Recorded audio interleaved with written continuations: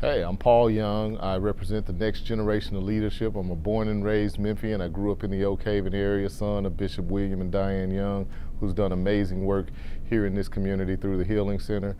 I've been training for this opportunity my whole career. I'm a city planner, electrical engineer, currently serve as the Downtown Memphis Commission president, formerly the director of housing. I've worked in every neighborhood in our city, and I'm ready to take our community higher. We deserve more than where we are today, and we deserve a leader that's going to move us into the next chapter of being.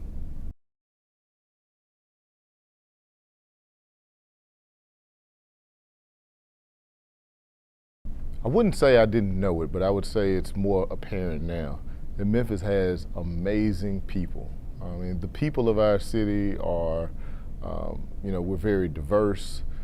We are very flavorful, meaning that there's just a lot of energy, a lot of different characters in our community, but there's a lot of heart. More than anything else, there's a lot of heart. And people love our city.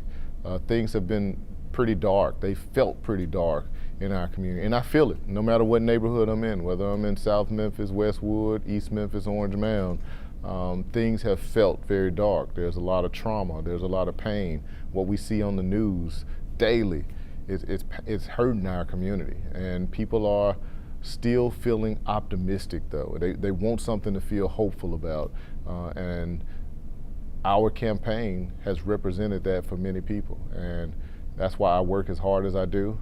That's why we are grinding. People see us everywhere, and we're going to keep it up through October 5th.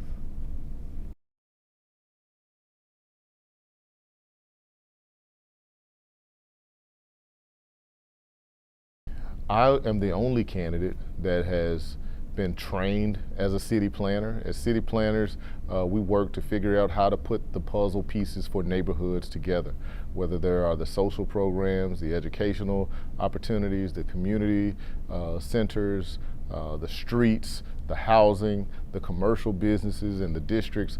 All of those things are a part of city planning. And I have trained as a city planner through the schooling and from the academic side, but I've also been practicing community development for the past 20 years.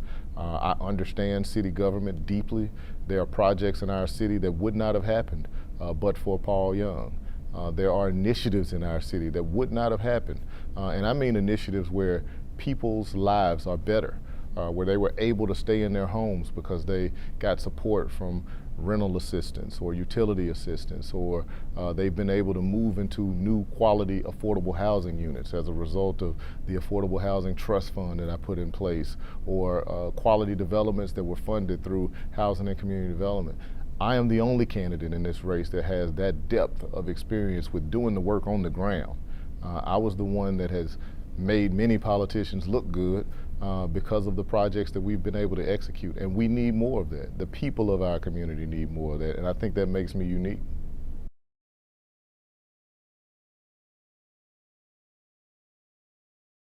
So first and foremost, obviously, I'm gonna start with my mom and dad. They have done such amazing work in the faith community and around mental health, and the things that they've done, including the Suicide in the Black Church Conference, which there's not a day that I'm out on the campaign trail that somebody doesn't walk up and say, your mom changed my life, your dad changed my life. And so that's the testament of who I want to be. I want to be someone whose life, by my sheer existence on this earth, has a positive influence on someone else's life. So they would be first, and then I love our sports players, so Penny Hardaway, John Morant, Zebo, they give our community inspiration. They're something that we rally around, that we galvanize around, and they've given us so many moments, and looking forward to seeing more of those moments through the Tigers and the Grizz in this next season.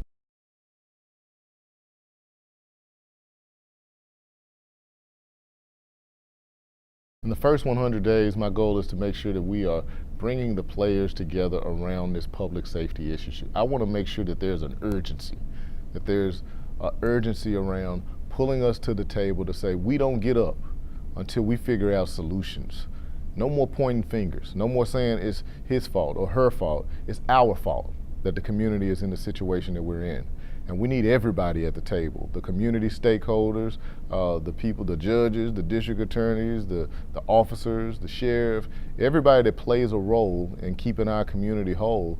We need them at the table on a regular, consistent basis, not just when there's a problem, but to maintain things going well in our community. When we get things right, we're going to continue to stay at the table, and I'm going to start that in the first 100 days.